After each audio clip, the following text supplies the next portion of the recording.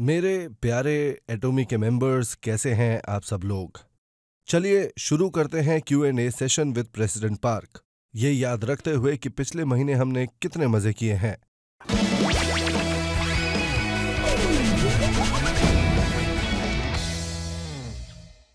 ये रहा पहला सवाल। मुझे पता है कि आपने एटॉमी के शुरुआत में बहुत बुरा वक्त देखा है।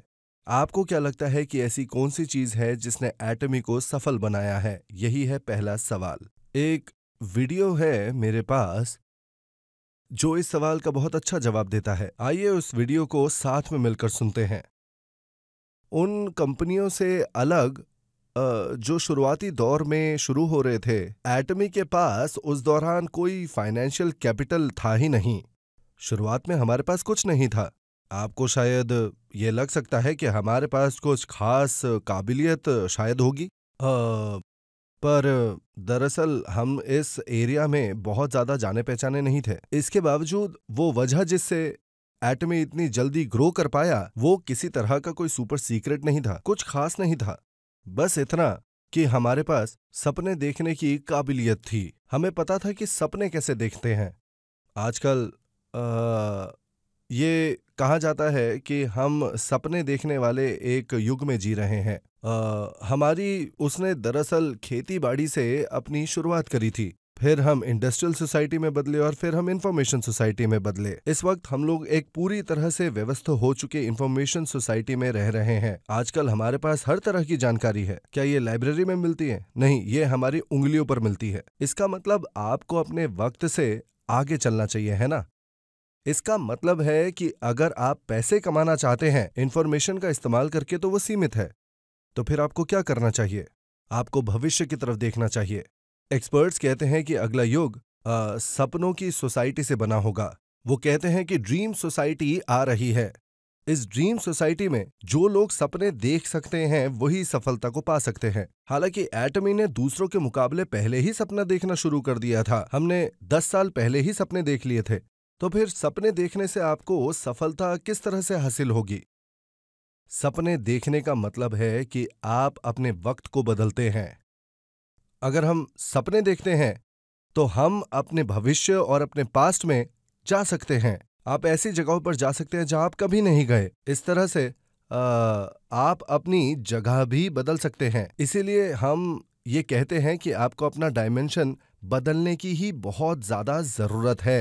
हम सब जो ये रह रहे हैं, हम लोग एक जगह के डायमेंशन के अंदर हैं। ये दरअसल थर्ड डायमेंशन है जो हमारी रियलिटी है, और अगर आप इसमें वक्त को जोड़ देते हैं तो ये फोर्थ डायमेंशन बन जाता है।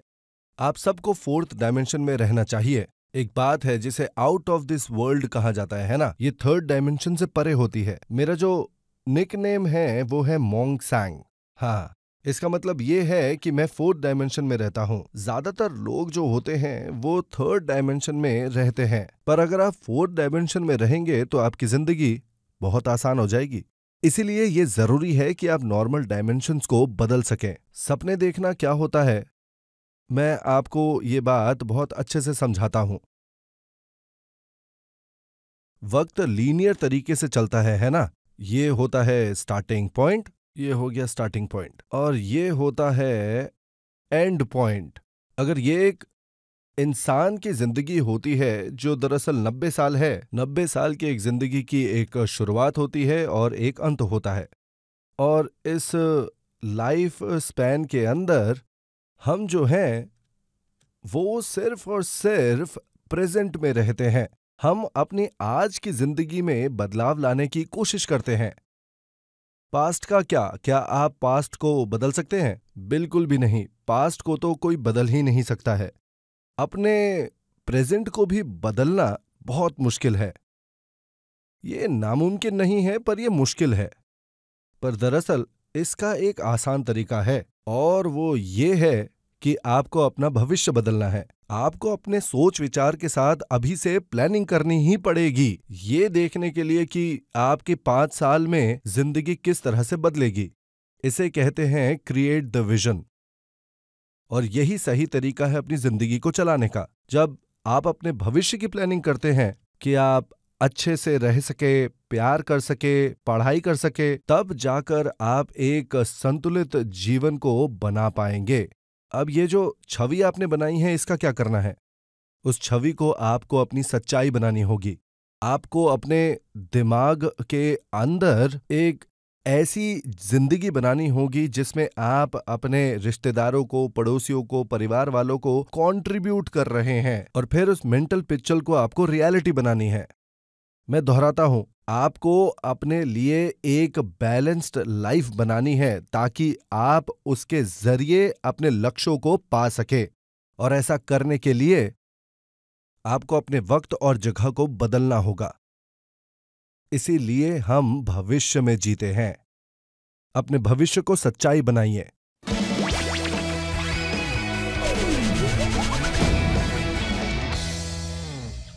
अब है हमारा दूसरा सवाल। सवाल ये है कि आप एटमी के डिस्ट्रीब्यूशन हब बनने के सपने को हासिल करने के लिए क्या कर रहे हैं? इसके लिए भी एक वीडियो है जो इस सवाल का जवाब बहुत ही अच्छे से देता है। इस सवाल के जवाब में मैं आपको वो वीडियो दिखाता हूं। हमारी कंपनी का एक लक्ष्य है, वो है डिस्ट्रीब्यूशन हब बनना। लोग कहते हैं कि हम एक प्लेटफॉर्म बिजनेस के युग में जी रहे हैं। इसका मतलब क्या है? अलीबाबा ये एक प्लेटफॉर्म है ना? और इस अमेज़न के बारे में क्या? नेवर, ये सारे प्लेटफॉर्म्स हैं। इन सभी सर्विसेज को कहा जाता है प्लेटफॉर्म्स। ये सारे प्लेटफॉर्म बिजनेसेस 2000 साल से शुरू हुए हैं। मतलब ये सारे तकरीबन 90 के दशक के आसपास के हैं, और ये अब पूरी तरह से उभर कर सामने आ चुके हैं। तो अब इन प्लेटफॉर्म के बाद अगली बड़ी चीज क्या होने वाली है? एटमी के पास भी इन प्लेटफॉर्म बिजनेस जैसा ही एक एस्पेक्ट है। हमारे बिजनेस के प्लेटफॉर्म के जरिए हम अपने कंज्यूमर्स को सप्लायर्स के साथ जोड़ते हैं। जिस तरह से एक ट्रेन बड़े बड़े शहरों के साथ छोटे शहरों को बड़ी आसानी से जोड़ता है, और जितने भी पैसेंजर होते हैं वो ट्रेन प्लेटफॉर्म से ही होकर गुजरते हैं। यहां से आता है शब्द प्लेटफॉर्म। आपको भी अपना प्लेटफॉर्म बनाना चाहिए। एक प्लेटफॉर्म बनाने के लिए आपको जरूरत होगी प्रोफेशनल नॉलेज आईटी के बारे में। दूसरी बात, इस प्लेटफॉर्म को बनाने के लिए आपको बहुत सारी कैपिटल चाहिए। 1999 में मैंने एक .com कंपनी बनाई थी, और उस कंपनी का नाम था आई एम कोरिया। लेकिन सच बात तो ये है कि मेरा ये बिजनेस जो है ये चल नहीं पाया था, और यही वो वजह है जिसके कारण से मुझे एक छोटे से अपार्टमेंट में 3 साल के लिए रहना पड़ा। तो पहली बात तो ये कि आपको एक्सपर्टीज चाहिए किसी भी फील्ड में जिसमें आप बिजनेस शुरू करना चाहते हैं, और उसके ऊपर आपको बहुत सारी कैपिटल चाहिए ताकि आप कंपटीशन सरवाइव कर सके। मेरा मानना है कि सिर्फ एक्सपर्टीज काम नहीं कर सकती। आप में से काफी सारे लोगों को किसी पर्टिकुलर फील्ड के ऊपर किसी तरह की एक्सपर्टीज है ही नहीं, ना ही आपके पास इतना कैपिटल है कि आप कंपटीशन को झेल पाए। एक प्लेटफॉर्म बिजनेस में दूसरे लोग पैसा बनाते हैं, पर उससे आपको पर्सनली कोई फायदा नहीं होगा। देखिए, जो लोग ट्रेन स्टेशन चलाते हैं वो लोग तो पैसा कमाते हैं, पर वहां से आने जाने वाले पैसेंजर्स पैसा बनाते हैं? नहीं, वो पैसा खर्च कर रहे हैं। एक हब बिजनेस एक इस तरह का बिजनेस है जो ये चाहता है कि उसके हर पैसेंजर के पास अपना प्लेटफॉर्म हो। चलिए मैं समझाता हूं हब क्या होता है। अब मान लीजिए ये एक हब है, और इसे कहते हैं टर्मिनल। टर्मिनल के बारे में आप जानते हैं, आपका मोबाइल जो है वो भी एक टर्मिनल है, ठीक है? हब एक ऐसी चीज है जो अलग अलग टर्मिनल्स को आपस में जोड़ती है। अगर आप हब के अंदर एक सिस्टम बनाएं कि जैसे ही टर्मिनल्स मूव करेंगे इस हब के अंदर पैसा इकट्ठा हो जाएगा, तो फिर एटमी एक हब है ना? और देखने वाली बात यह है कि ये किन चीजों को जोड़ता है, और इसका जवाब ये है कि एटमी कंज्यूमर्स को सप्लायर्स के साथ जोड़ता है। कंज्यूमर्स एटमी के मेंबर्स हैं, है ना? ये एटमी नाम का जो हब है ये एक टर्मिनल को दूसरे टर्मिनल्स के साथ जोड़ने का काम करता है। तो ये एक हब हुआ, है ना। इस तरह के मॉडल में कंज्यूमर होकर आप पैसे नहीं कमाएंगे। अगर आप सिर्फ कंज्यूमर होते हैं तो यही होता है। लेकिन चलिए मान लीजिए कि हम आपको एक सिस्टम देते हैं जिससे आप खुद हब बना सकते हैं और आप अलग अलग टर्मिनल्स भी बना पाएंगे। आप दूसरे कंज्यूमर ढूंढ पाएंगे। इस मॉडल में आप एक कंज्यूमर हैं और आप दूसरे कंज्यूमर ढूंढ रहे हैं। मान लीजिए कि आप एक बिजनेस शुरू करना चाहते हैं, तो फिर आपको खरीदारी करनी पड़ेगी, अकाउंटिंग के लिए लोग रखेंगे और कंपनी चलाने के लिए कई अलग चीजें करेंगे। एटमी में हर मेंबर जो है वो आउटसोर्स कर सकता है ये सारी सेवाएं एटमी नाम के कंपनी को। यहाँ एटमी में इस बेस को फॉलो करके, जिसे हम कहते हैं टर्न की बेस मॉडल, कंपनी सारी आउटसोर्सिंग खुद करती है उन सारी सर्विसेज के लिए जो आपकी बिजनेस को चाहिए। तो आप यहां पर खुद एक हब बन जाते हैं। तो फिर क्या ये आदमी हमेशा के लिए टर्मिनल बन जाता है? नहीं, ये आदमी भी दूसरे टर्मिनल्स बना सकता है। सब के सब यहां पर टर्मिनल्स बना सकते हैं और ये आदमी भी हब बन सकता है। जब ये ऑर्गेनाइजेशन यहां पर इस तरह से आगे बढ़ते हुए बहुत बड़ा बन जाता है, तब आप सब सेंटर स्टेज पे हो सकते हैं। हम जो भविष्य के सोसाइटी के बारे में बात कर रहे थे, वो भविष्य की सोसाइटी एक हाइपर कनेक्टेड सोसाइटी होगी, जहां पर हब्स, टर्मिनल्स और दूसरे टर्मिनल्स आपस में जुड़े हुए होंगे। और इस हाइपर कनेक्टेड सोसाइटी का एक बहुत बढ़िया मॉडल है एटमी का बिजनेस। आप सब लोगों के पास ये अपॉर्चुनिटी है कि आप इस हब बिजनेस का हिस्सा बने जो प्लेटफॉर्म बिजनेस को पिछाड़ देगा। प्लेटफॉर्म बिजनेस में सिर्फ एक ही प्लेटफॉर्म होता है, बाकी सारी पार्टीज जो हैं वो टर्मिनल्स होती हैं। तब ये सारा जो पैसा है वो सिर्फ हब को जाएगा, सिर्फ प्लेटफॉर्म बिजनेस में।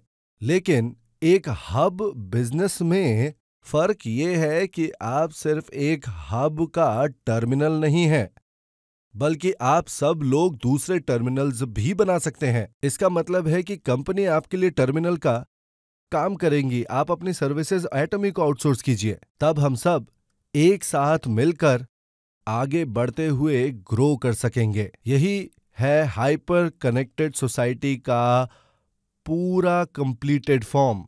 यही है हाइपर कनेक्टेड सोसाइटी। अगर आप यहां पर गलती से आ गए हैं तो भी आप एक फ्यूचर सोसाइटी का सपना देख सकते हैं। कुछ लोग शायद इसे ना देख सके, आप शायद अपने किसी पार्टनर को ना देख पाए, आप अपने कई सारे दोस्तों के बारे में जरूर सोच सकते हैं, पर आपको ऐसा लगता है कि उनमें से कोई भी एटमी ज्वाइन नहीं करेगा। ये लोग थर्ड डायमेंशन में रह रहे हैं। ये लोग सिर्फ रियलिस्टिक चीजों को ही देख सकते हैं।